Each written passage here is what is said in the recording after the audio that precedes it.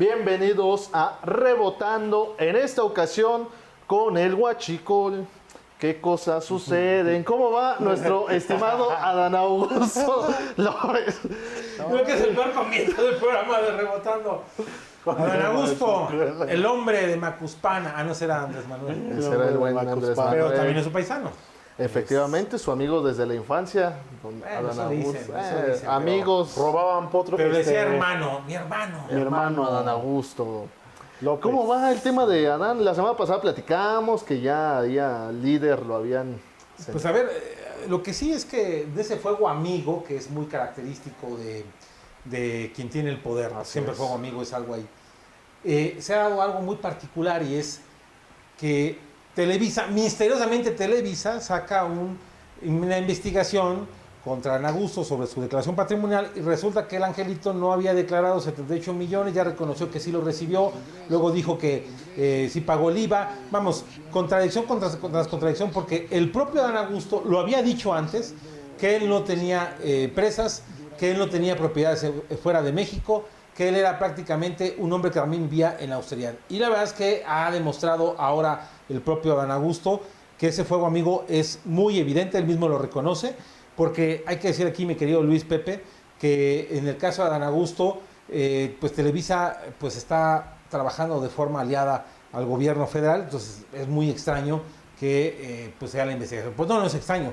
queda claro que había una dedicatoria y bueno, ahí está. Aparte dice Adán Augusto, pues son milloncitos de chambitas que me salieron cuando era secretario de Gobernación, ¿no? Tú, Pepe, si fueras secretario de Gobernación, Son de gobierno notario, ¿no? ¿te prestarías Exacto. a hacer chambitas de ese estilo? Pues yo creo ¿De unos que milloncitos? pues unos milloncitos que es poco a comparación de quién, ¿no? Hay que hacernos la pregunta, porque tal vez él dice, pues no es mucho, pero también creo que era muy evidente también todo lo que había, y Claudia debe estar igual, ¿eh? En todas las campañas de un año que duraron, un año antes del proceso, recordarán ustedes que cuando acaba el proceso electoral del Estado de México, al otro día inician las campañas por las corcholatas. Entonces, tantos años que, pues, ¿qué cartera iba a aguantar tanto tiempo, no? Entonces, eso justifica perfectamente los 54 millones que reciben en el 2024 y los 20 millones que reciben en el 2023, ¿no? Estas campañas adelantadas y que también ha dado el coletazo a Andrea Chávez, a su candidatura. Y a... No solo Andrea Chávez, que es aspirante a la gobernatura de Chihuahua, senadora ella, sino también a la senadora Julieta Ramírez de Baja California. Y ahora sí que se lo chupó el diablo, se lo chupó la bruja, porque literal están siendo señalados algunos de haber recibido beneficios de la coordinación de Adán Augusto. Y bueno, yo lo he insisto en que Adán Augusto antes de que acabe este año no va a ser el coordinador parlamentario.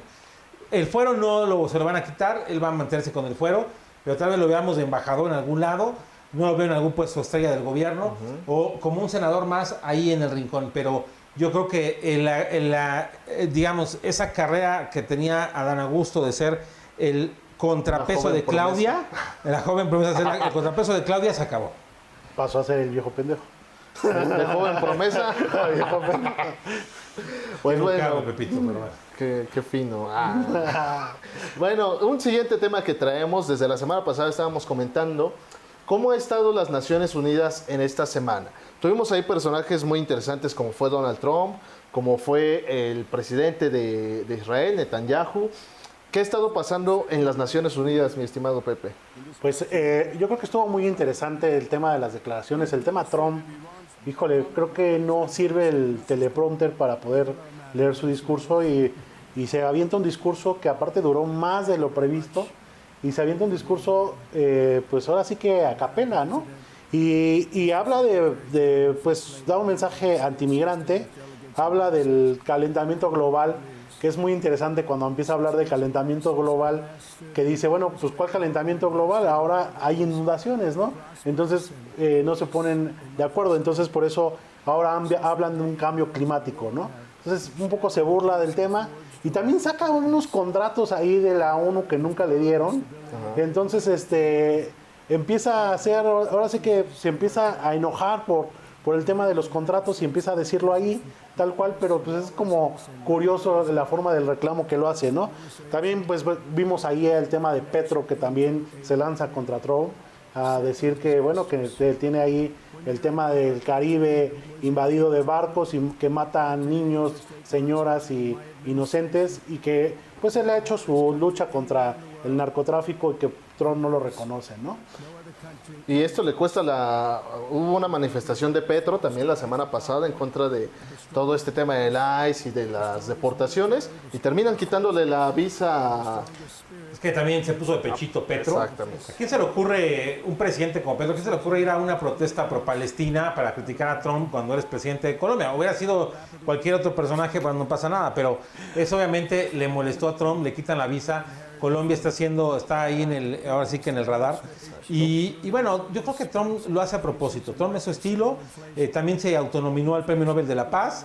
Yo creo que todo eso lo hace a propósito, es parte de su show, es parte de su dinámica. Ah, sí, porque él paró nueve intentos de guerra. Conflictos. Y prácticamente él dice que pues es el que está salvando al mundo del mundo, ¿no?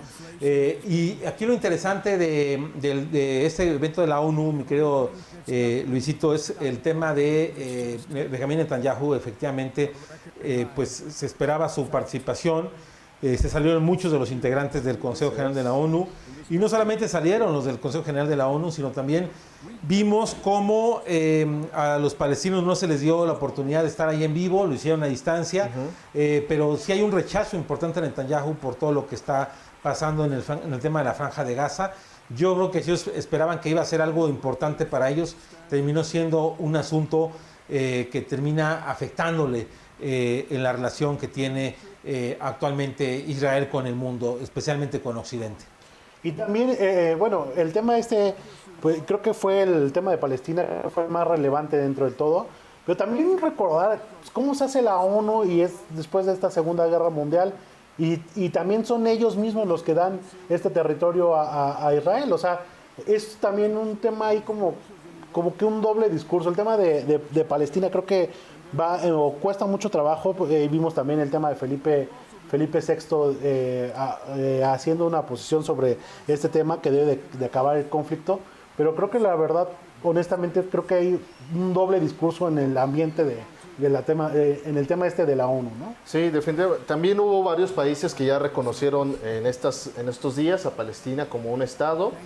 Entre ellos, hay como dato cultural, Giorgia Meloni es de las que rechaza esto, incluso se avienta un discurso, pues, de que si a las personas, a los migrantes que están llegando al país no les gusta la cultura, pues entonces que no es el país al que deberían de estar migrando, ¿no? Que no van a cambiar sus tradiciones y que la ciudadanía de Italia no es un derecho, sino es un orgullo y es algo que se debe de ganar. Y si me permites, fíjate que también aquí chistoso, algún día fui a la Cámara de Diputados y escuché ese Viva Palestina Libre y todo de la bancada de Morena, y yo creo que la agenda que promueve, por ejemplo, el tema Morena aquí en México, si los palestinos estuvieran aquí, pues estarían en contra totalmente de esa agenda. O sea, estaría en contra de ellos. O sea, muchos, voy a decirlo tal cual, muchos homosexuales que hablan sobre el tema de Palestina no podrían vivir en Palestina, ¿no? De hecho, hubo una intervención en el Congreso para ir cerrando este tema, en el Congreso de España, en donde ponen a un diputado trans a hablar a favor de Palestina. Y un diputado o una diputada, me parece, de Vox, le dice, pues está muy chido su discurso y todo, pero sí tenía idea de que usted no podría vivir allá en Palestina libremente, claro, como lo hace aquí. Es una incongruencia, pero bueno, o sea, pero es que es parte de una narrativa, Exacto. Hay que decirlo, mundial, en el que Palestina es utilizado por los gobiernos de izquierda, por algunos gobiernos, en lo particular porque es el indefenso ante el espectro de Israel. Pero bueno, las cosas han cambiado muchísimo en el mundo y yo creo que es uno de los elementos que hay que considerar. Claro. Y también no es dejar a Israel como blanca palomita. El señor Netanyahu tiene unas acusaciones muy fuertes de corrupción y no sabe ni dónde meter la cabeza. Por eso tampoco hizo esta guerra también. Pues ambos son unos hijos de la fregada, o sea, honestamente tanto Israel como Palestina, o sea... Yo te diría clásico, pues ¿quién no van?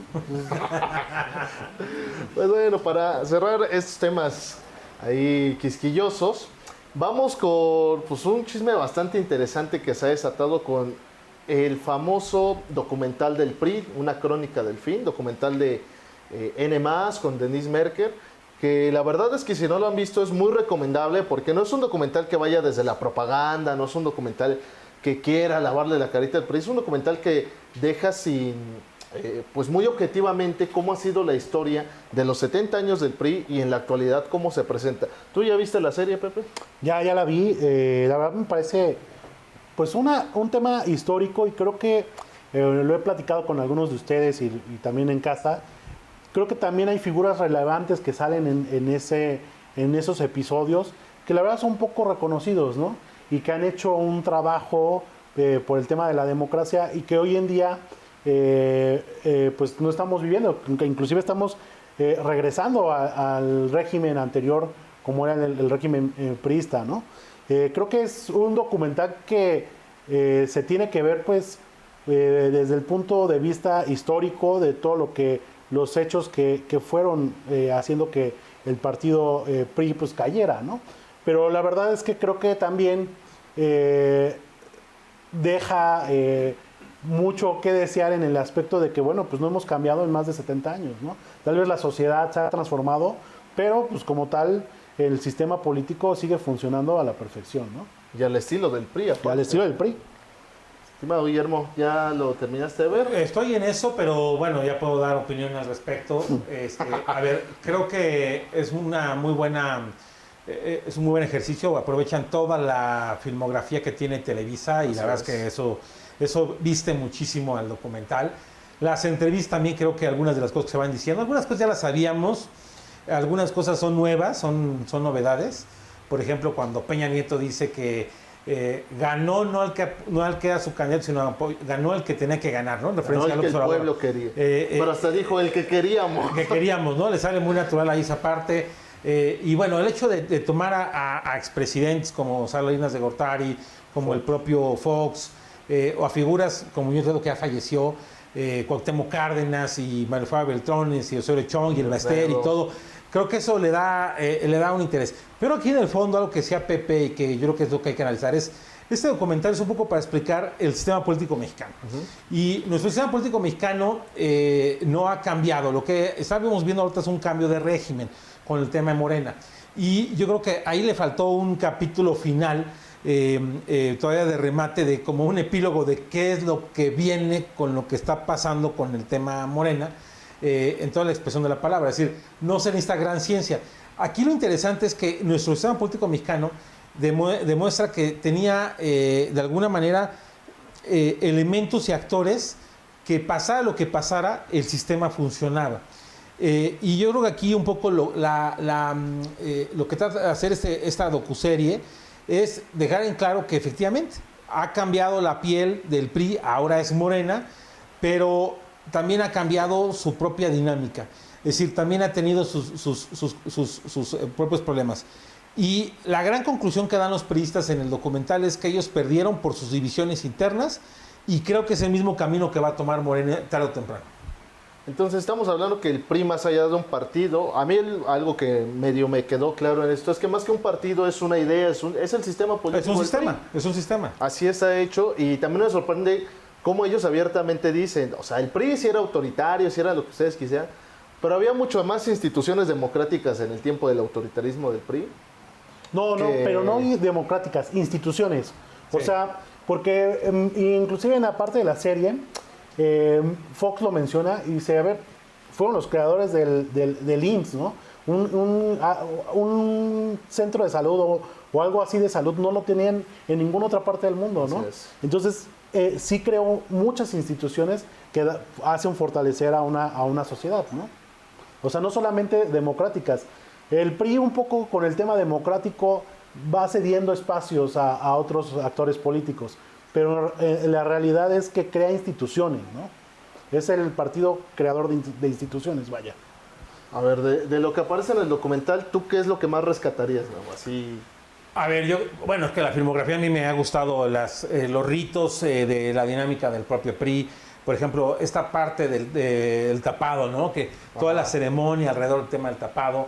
Me gustó mucho el cinismo de Salinas de Gortari, ¿no? Los vamos para decir, pues Cárdenas perdió en el 94 y perdió en el 2000 y demás. Pregúntale si perdió. Pregúntale si perdió también en el 94 y 2000, ¿no? Y también un poco lo que me gusta es que ellos mismos pues yo creo que fueron sinceros, lo que nunca habíamos visto en buen tiempo, fueron sinceros, así. Creo que es un poco, también tiene mucho que ver con los tiempos actuales de la comunicación.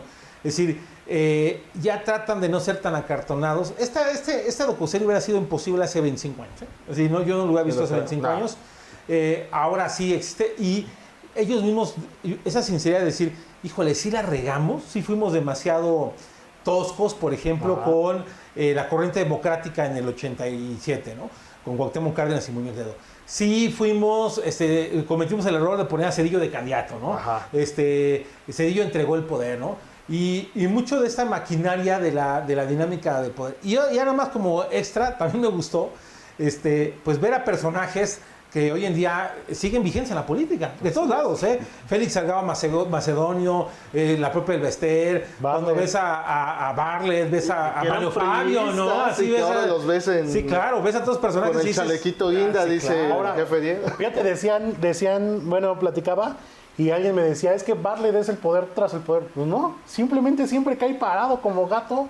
Pero porque es el sistema, Pepe. Exacto. Ahí es parte del sistema. Parte del sistema. Que yo creo que aquí lo que faltó también fue mencionar el papel de las logias masónicas en el PRI y en el sistema político mexicano. Porque yo no puedo entender cómo Manuel Barlet ha sobrevivido si no es por su militancia en la masonería, en una misma logia que lo ha ido a estar parando y que le caiga bien a López Obrador y lo meta en su gobierno como director de la Comisión Federal de Electricidad, como secretario de Gobernación con... Ahora, hay priistas ausentes también, como por ejemplo los Monreal. A mí me sorprendió que no se hablara Cedillo, de que ellos. seguro no quiso dar entrevista. A mí también me llamó la atención que no está Calderón, cuando yo creo que tenían que haber puesto a Calderón, Sí, claro. porque fue presidente del PAN en la época todavía del final del PRI. Yo creo que como importante actor de la reforma electoral, yo creo que ahí, obviamente el observador también. Pero se entiende que algunos no estén por circunstancias particulares. No, por razones particulares. Pero sí siento que faltaron ahí algunos personajes muy particulares. Por ejemplo, faltó una entrevista a Cuauhtémoc Gutiérrez de la Torre, ¿no? Al que fue presidente del PRI, el rey de la basura, y algunos exgobernadores priistas que también fueron casos particulares. También hay que decirlo porque muchos de ellos pues, ya murieron. Eso también es una realidad, ¿eh? ¿Qué nos comentabas? Sí, o sea, y también te das cuenta de cómo el sistema sigue siendo sistema a pesar del partido que esté. Y en ese caso lo puedes ver, por ejemplo, yo siempre tuve como esta idea de, sí, Salinas mató a Colosio, ¿no? Y en esta serie, pues, al menos yo pude ver que no fue tal cual, sino que sí es el sistema propio sistema que no le gusta esta corriente de políticos y lo que buscan es quitarlos a como de Que fíjate que, a ver, esa parte que es Pepe me gusta porque, a ver, ustedes están más chicos, no lo vivieron. A mí sí me tocó vivir en mi infancia la muerte de Colosio, sí me tocó ver la campaña de Zedillo, sí me tocó ver el cambio de Fox, la alternancia, cuando Cuauhtémoc Cárdenas gana la jefatura de gobierno y todo eso.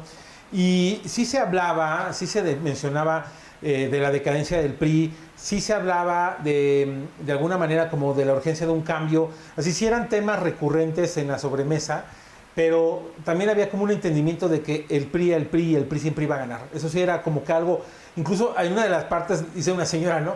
Y se le preguntan, ¿quién cree que va a ganar la elección del 88? Dice, Cuauhtémoc Cárdenas, pero va a haber Chancho y va a ganar Salinas. Es decir, sí había en el colectivo ese punto muy particular y yo creo que eso le da un elemento para las nuevas generaciones, para que vean ustedes, para que entiendan ustedes de manera particular cómo funcionaba ese sistema de una manera muy particular, ¿no? Cómo había un cinismo entendible, cómo había una contradicción permanente y cómo había un juego de poder que era sexenal, ¿no? Es decir, cada sexenio le iba imprimiendo sus cosas y queda clara una cosa, el PRI no ha muerto. Yo creo que ese es el tema. El PRI no ha muerto, solo se ha transformado.